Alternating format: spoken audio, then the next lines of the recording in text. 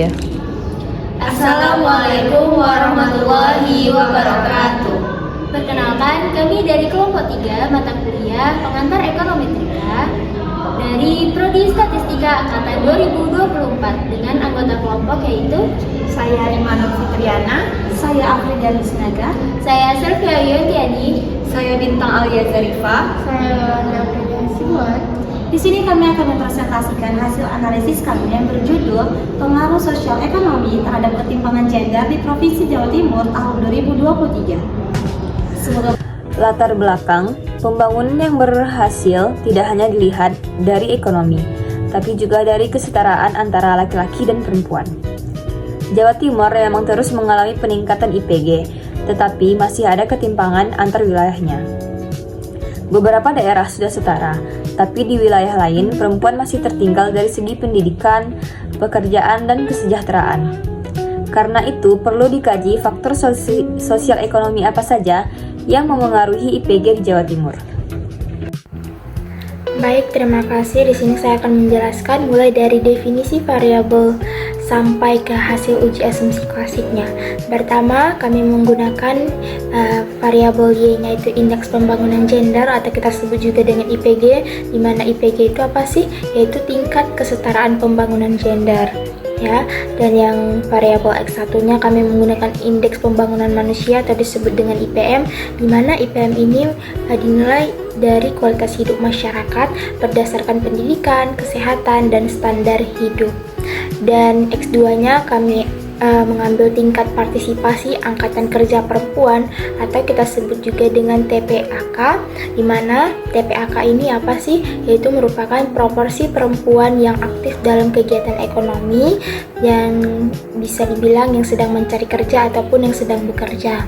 Terus tuh X3-nya kami menggunakan PDRB per kapita, di mana PDRB per kapita itu adalah nilai rata-rata produksi ekonomi per individu di suatu daerah.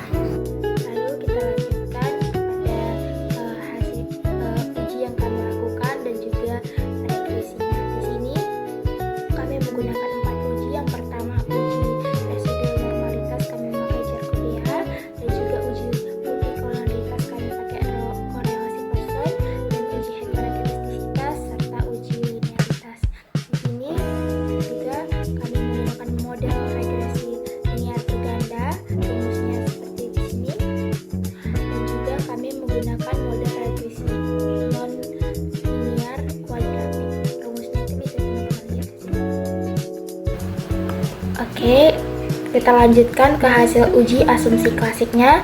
Sebelum kita masuk ke hasil uji asumsi, kami melakukan deskripsinya yang bisa teman-teman lihat sendiri seperti ini. Nah, lalu kami melakukan uji normalitas residual seperti yang di awal.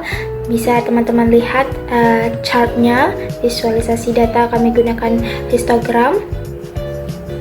Nah, dari hasilnya itu, berdasarkan hasil uji normalitasnya, teman-teman diperoleh nilai Jarkobera sebesar 0,780486 dengan p-value-nya itu sebesar 0,6768918, di mana itu lebih besar daripada nilai alfanya itu 0,05.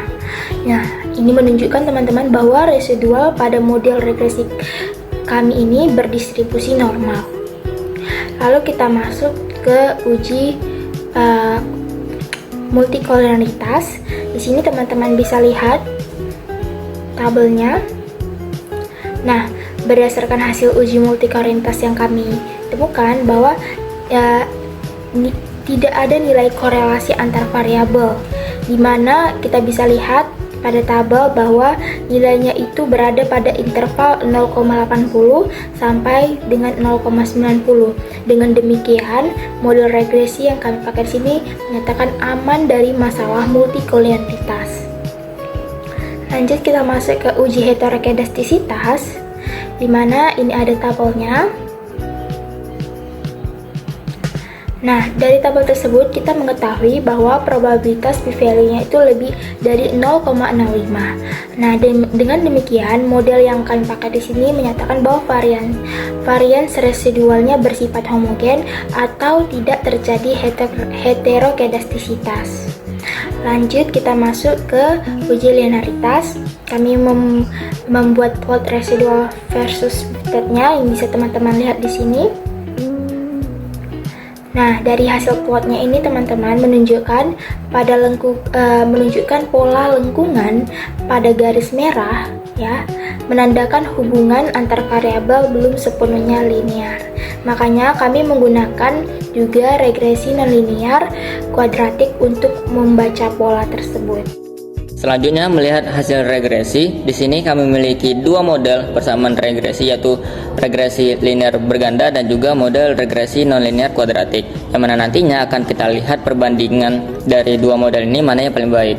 Pertama, model regresi linear berganda didapatkan persamaan indeks pembangunan gender ke I sama dengan beta 0 ditambah beta 1 indeks pembangunan manusia ke I ditambah beta 2 tingkat partisipasi angkatan kerja perempuan ke I ditambah beta 3 log produk domestik regional bruto ke I ditambah galat.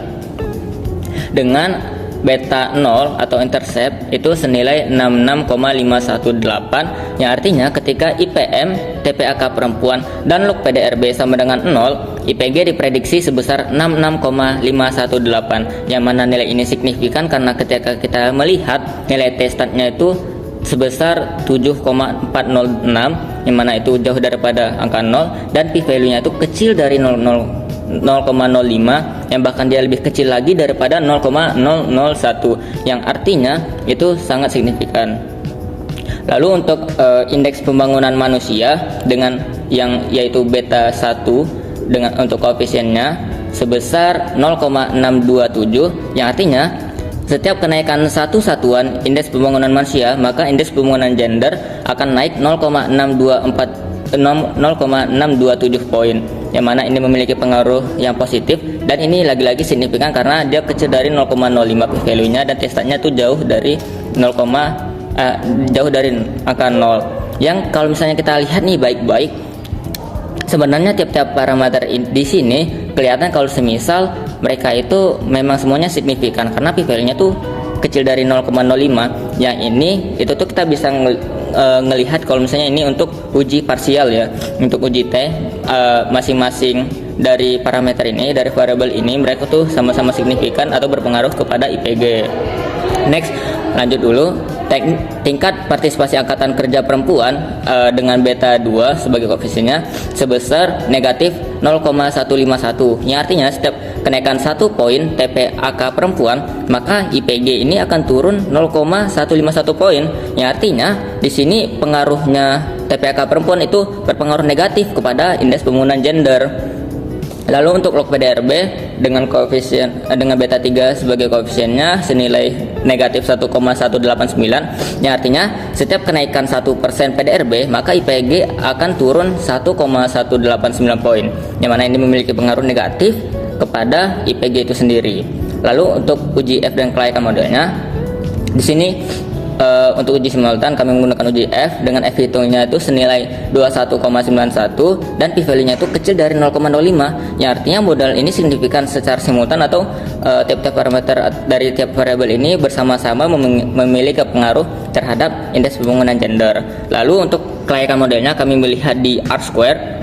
R-square-nya ini senilai 0,6591, yang artinya model ini mampu menjelaskan 65,9% variasi IPG, yang artinya sisanya which is 34,1% itu dijelaskan oleh variabel-variabel lain atau faktornya yang nggak masuk dalam persamaan yang kami miliki. Lalu untuk model regresi nonlinear kuadratik, di sini persamaannya didapat ialah indeks IPG sama dengan negatif 107,8 ditambah 1,807 TPAK perempuan ditambah 5,508 dikali IPM dikurang 13,66 dikali log PDRB dikurang 0,0157 TPAK perempuan yang dikuadratkan dikurang 0,0449 indeks pembangunan manusia yang dikuadratkan ditambah 0,1286 dikali log PDRB yang dikuadratkan ditambah 0,00454 TPAK perempuan dikali IPM dikurang 0,0384 TPAK perempuan dikali log PDRB ditambah 0,1542 IPM dikali log PDRB. Yang dari persamaan ini kita bisa melihat kalau semisal kami menggunakan 3 interaksi untuk model persamaan ini, yaitu interaksi pertama TPAK perempuan dengan IPM, yang kedua TPAK perempuan dengan log PDRB, dan yang terakhir IPM dengan log PDRB.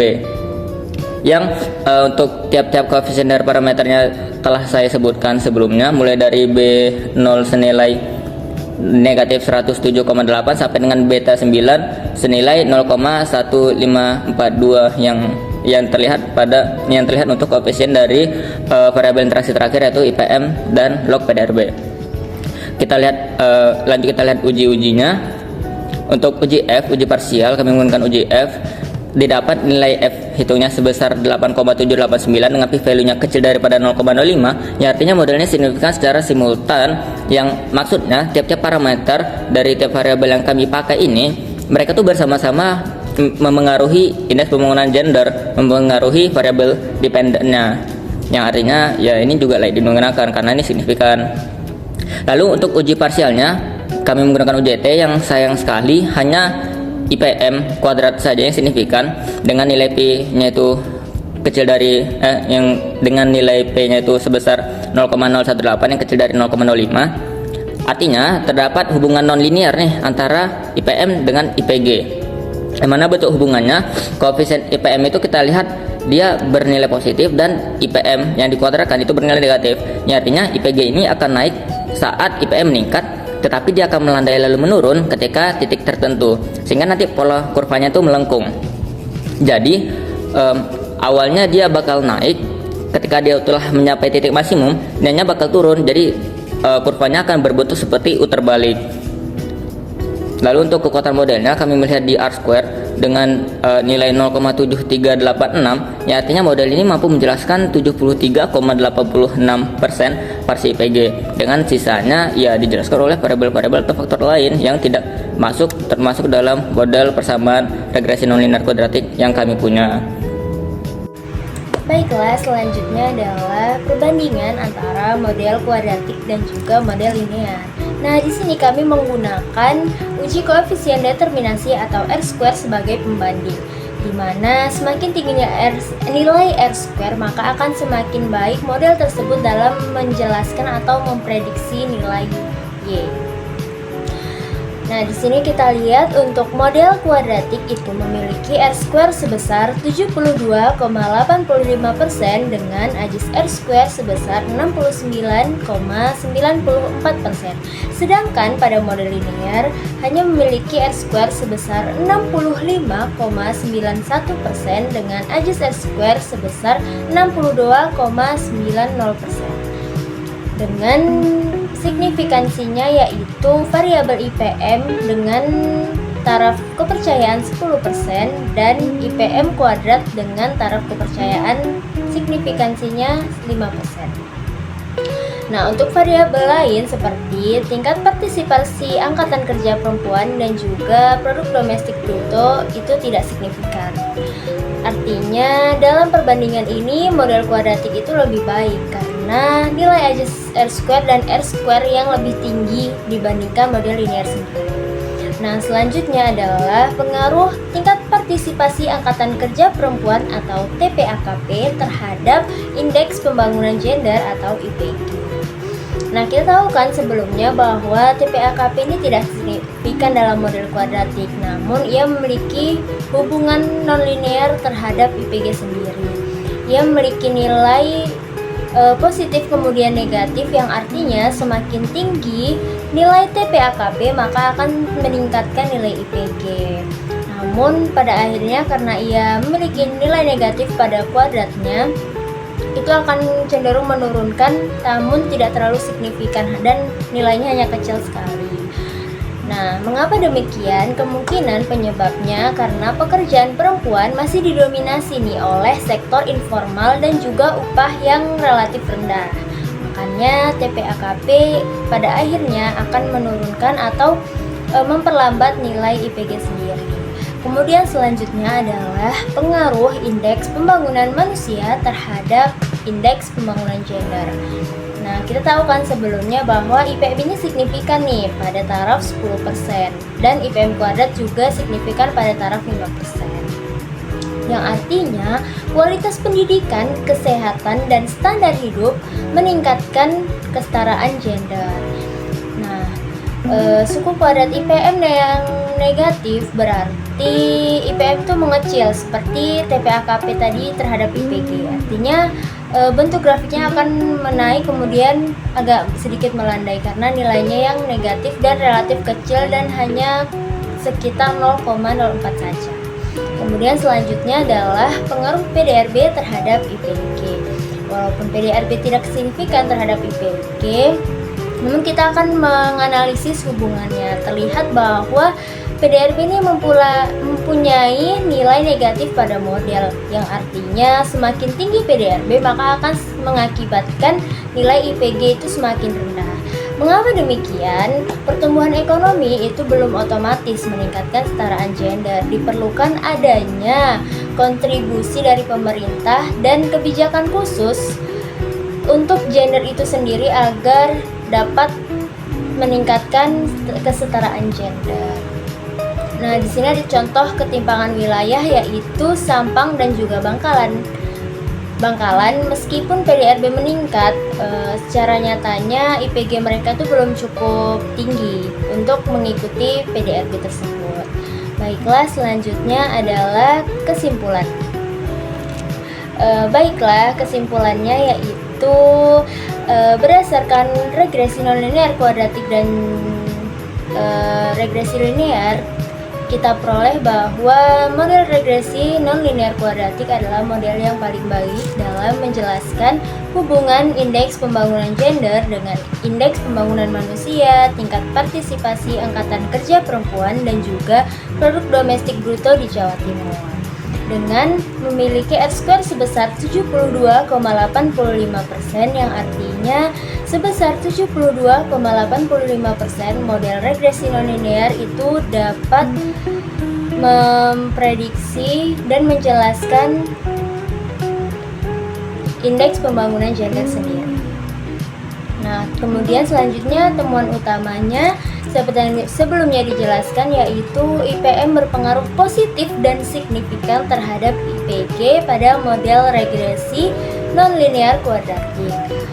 Kemudian tingkat partisipasi angkatan kerja dan produk domestik bruto yang tidak signifikan terhadap IPG.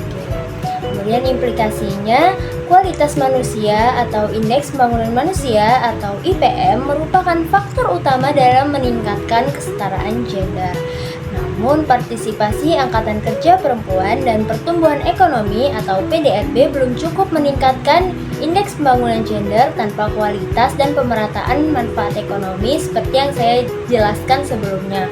Perlu adanya kebijakan khusus yang dibuat pemerintah untuk gender sendiri agar partisipasi angkatan kerja perempuan dan juga PDRB ini dapat berpengaruh signifikan terhadap kesetaraan gender. Selanjutnya, masuk ke saran.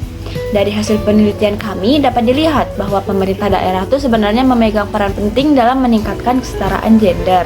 Oleh karena itu, pemerintah diharapkan bisa memperkuat kebijakan pembangunan yang berperspektif gender, supaya setiap program dan perencanaan daerah benar-benar mempertimbangkan kebutuhan perempuan maupun laki-laki secara adil. Yang kedua, pemerintah juga perlu memastikan bahwa perempuan memiliki akses yang sama dengan laki-laki dalam bidang pendidikan, kesehatan, maupun kesempatan kerja. Kesetaraan akses ini sangat penting karena ini bisa menjadi fondasi utama agar perempuan bisa berkembang dan berdaya. Saran yang selanjutnya yaitu adanya peningkatan investasi di bidang pendidikan dan juga pelatihan kerja yang ramah gender, serta adanya peningkatan fasilitas untuk pendukung partisipasi ekonomi perempuan, seperti misalnya pelatihan fasilitas untuk pelatihan pembuat kue, pelatihan merajut, di mana hal-hal tersebut hanya bisa diikuti oleh perempuan. Selanjutnya, dari sisi dunia kerja, diharapkan sektor swasta memiliki tanggung jawab menciptakan lingkungan kerja yang inklusif, aman, nyaman, dan bebas diskriminasi agar perempuan bisa bekerja dengan tenang dan nyaman dan mendapatkan peluang karir yang sama dengan laki-laki. Terakhir, untuk penelitian selanjutnya, disarankan adanya penambahan variabel lain seperti ketimpangan pendapatan, kemiskinan perempuan, dan keterwakilan perempuan dalam posisi strategis, agar kajian tentang pembangunan ketimpangan gender ini menjadi lebih komprehensif dan mampu memberikan rekomendasi yang lebih kuat.